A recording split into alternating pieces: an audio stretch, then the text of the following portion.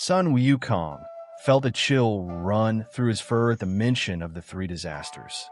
He dropped to his knees and kowtowed before his master, forehead pressed hard against the stone floor.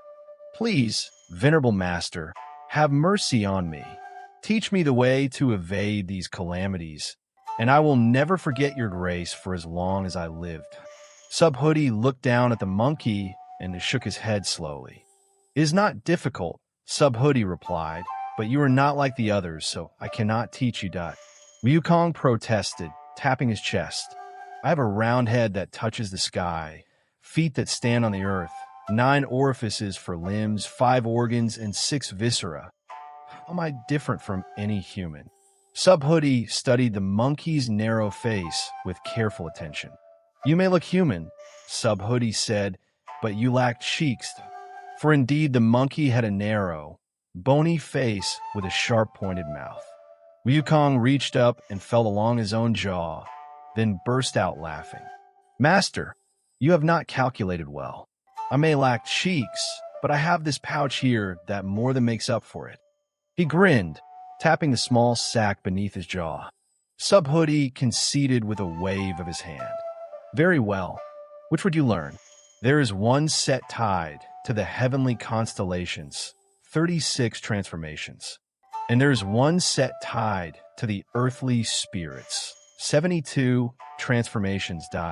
Wukong's eyes gleamed with hungry delight. "I want a bigger number. Give me the 72 earthly transformations." He could never resist having more rather than less. Subhoodie beckoned him closer and leaned in. He whispered into Wukong's ear. What marvelous secret he spoke, no one else could hear. But the Monkey King was a creature of extraordinary instinct. One gate opened, and 100 gates flew wide. He seized the formula, practiced through the night, and before long he had mastered all 72 transformations completely, each one flowing into the next like water finding its course. One evening, as disciples admired the sunset, Subhoodie asked, "Wukong, is your training complete?" Wukong proudly declared he could soar into the sky. Subhoodie told him to demonstrate. Wukong leapt up, tumbled head over heels, and rose a mere 5 or 6 yards. He drifted through clouds for the time it takes to eat a bowl of rice, yet covered barely 3 li before landing back at his master's feet. Subhoodie laughed. "That is not soaring clouds, that is crawling clouds." True immortals tour all 4 seas in a single day, from a northern sea at dawn to Mount Kangwu by dusk. Wukong begged to learn this greater art. Subhoodie said, "You launch yourself with a tumbling leap, so I will teach you the Somersault cloud. One flip carries you 108,000 li." He whispered the incantation. The other disciples burst out laughing. Lucky Wukong.